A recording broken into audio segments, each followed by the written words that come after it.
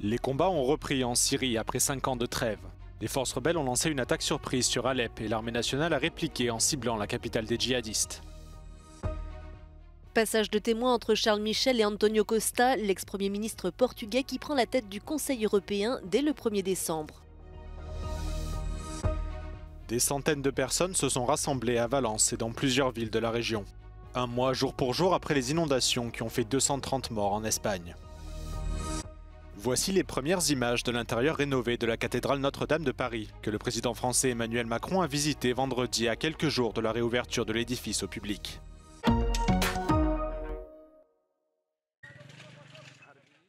La guerre a été relancée en Syrie après 5 ans de trêve.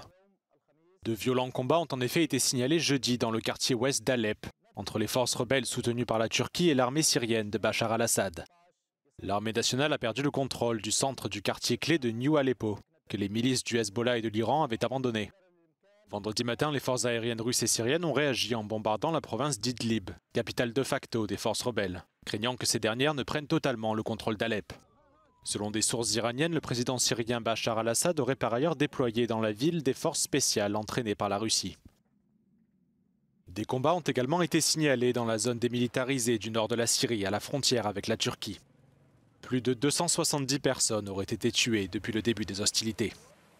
L'attaque surprise de jeudi sur Alep est survenue quelques heures seulement après l'entrée en vigueur d'un cessez-le-feu au Liban entre le Hezbollah et Israël.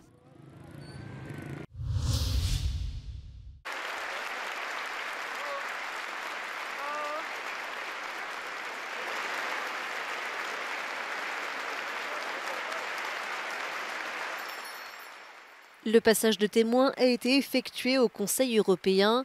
Charles Michel a symboliquement passé la main à l'ancien Premier ministre portugais Antonio Costa, qui prend la tête de l'institution pendant au moins 2 ans et demi dès le 1er décembre. Dans sa première allocution, le dirigeant a appelé les 27 à l'unité.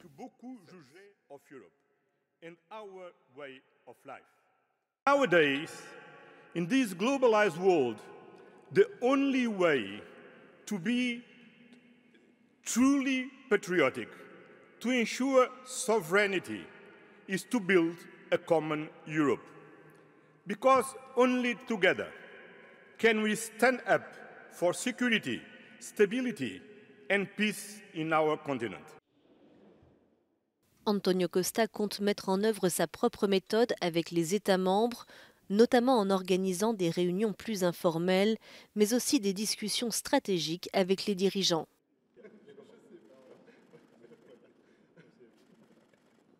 And I think that Costa is someone who will try to strike compromises, find consensus, hopefully compromises not at the lowest common denominator, because this is not what Europe needs at this present point in time. I think that he will also express himself in terms of what his views are, what his compass is with respect to the future of the European Union. This is important. Antonio Costa devra relever plusieurs défis, en premier lieu la guerre en Ukraine, mais aussi le retour de Donald Trump à la Maison-Blanche au mois de janvier. Il lui faudra aussi trouver un moyen pour favoriser une coopération renforcée avec les autres institutions de l'UE, dont la Commission européenne. The past 5 years, there has been, and this is an open secret and everybody is aware of it, very difficult, and this has put diplomatically relationship between Charles Michel and Ursula von der Leyen. So the relationship between the President of the European Commission and the President of the European Council have been extremely negative, more negative than in the past. Antonio Costa prendra officiellement ses fonctions ce dimanche. Le même jour, la Commission sera aussi opérationnelle alors que débutera le 2e mandat d'Ursula von der Leyen. De nouvelles frappes russes sur l'Ukraine, des opérations qui ont fait au moins 1 mort et 22 blessés selon les autorités locales au cours des 24 dernières heures. Moscou aurait fait usage de 132 drones dans le cadre de ces opérations. Selon le gouverneur de la région de Kherson, au moins 1 personne a été tuée et 9 autres blessés. D'après la presse locale, d'autres blessés sont à déplorer dans les régions d'Odessa, de Donetsk, de Dnipropetrovsk, de Soumy et de Kiev. Côté russe, les forces ukrainiennes ont frappé un entrepôt pétrolier dans la région de Rostov. Elles ont aussi détruit une station radar contrôlée par les Russes à Zaporijia, selon l'état-major ukrainien. Ce dépôt, qui ferait partie du complexe militaro-industriel russe, approvisionne l'armée du pays. Les forces ukrainiennes ont également attaqué 8 districts de la région frontalière de Belgorod, blessant 2 civils, selon le gouverneur de la région.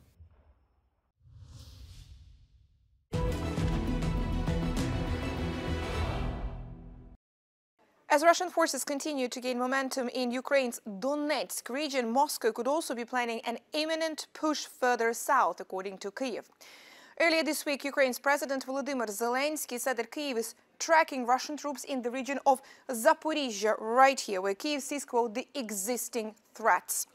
Zaporizhzhia is about 30 kilometers from the current front line. While the timing of a potential Russian assault is unclear, the operation could reportedly involve as many as 130,000 troops. To prepare for a possible Russian offensive, Ukrainian military is reportedly building new fortifications around Zaporizhzhia, including minefields and anti-tank obstacles.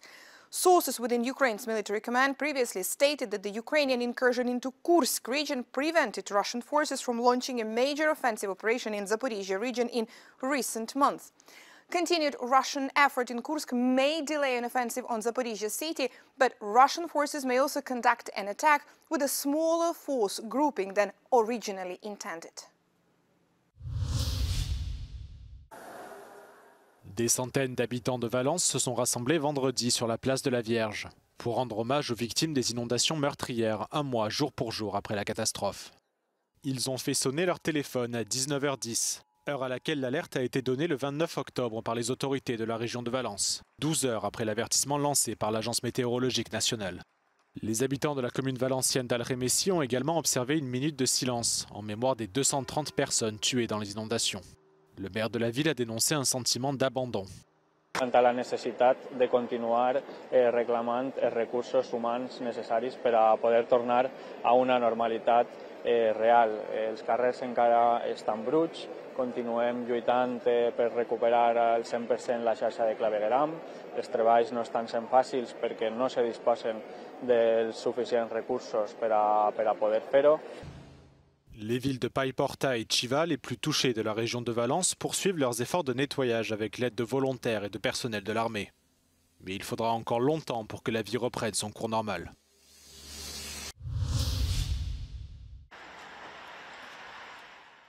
En Irlande, les électeurs sont appelés aux urnes ce vendredi à l'occasion des législatives qui permettront de désigner le prochain gouvernement. Un scrutin qui s'annonce au coude à coude dans un contexte marqué par des difficultés d'accès au logement et le coût de la vie. Le pays, qui compte près de 5,5 millions d'habitants, est en effet confronté à une pénurie de biens disponibles sur le marché.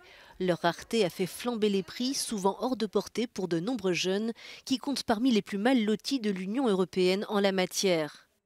La hausse de l'immigration reste aussi un sujet clivant qui a suscité la désaffection des partis de centre-droit de la coalition sortante, le Fine Gael et le Fianna Fáil.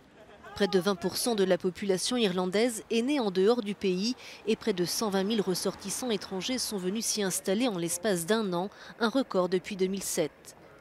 Cette situation a attisé les crispations qui se sont illustrées par des manifestations ces derniers mois. L'impopularité de la coalition sortante pourrait profiter au Sinn Féin, le parti de gauche nationaliste dont les capacités à nouer des alliances demeurent minces cependant. Un paradoxe pour ce pays qui présente un budget excédentaire pour la 3e année consécutive. En 2024, l'excédent devrait avoisiner les 9 milliards d'euros, soit près de 3% du produit intérieur brut.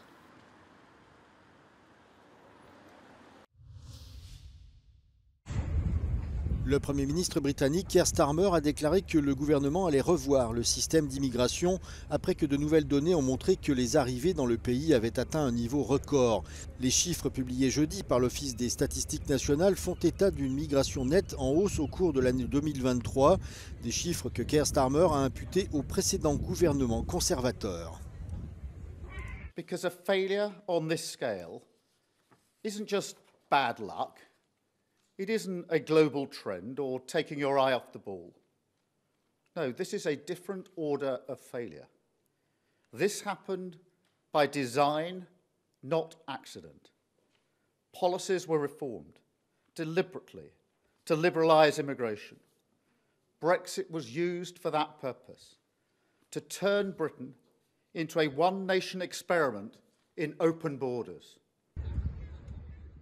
Le gouvernement prévoit donc de réformer le système d'immigration à points mis en place par les conservateurs en 2021, juste après le Brexit. Ce système attribue des points aux candidats pour des compétences et des qualifications spécifiques, et ceux qui n'atteignent pas le seuil fixé se voient refuser un visa. L'immigration est un sujet qui divise au Royaume-Uni, de nombreux électeurs s'inquiétant de la pression exercée sur les services publics par un afflux important de personnes. Mais certains secteurs, dont celui de la santé, affirment qu'ils seraient incapables de fonctionner sans le personnel venu de l'étranger.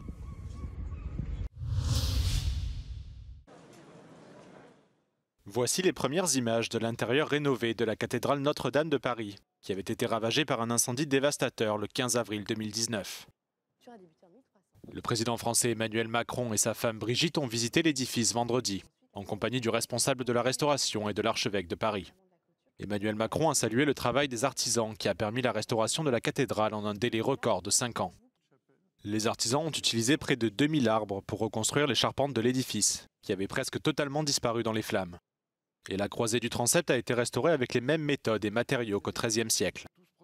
Emmanuel Macron a par ailleurs salué l'éclat retrouvé de la cathédrale. Les restaurateurs ayant méticuleusement nettoyé plus de 42 000 mètres carrés de pierre, pour la première fois depuis des siècles. Le président français sera de retour le 7 décembre pour assister à la consécration du nouvel hôtel et prononcer un discours devant la cathédrale le lendemain, lors de la réouverture de l'édifice au public.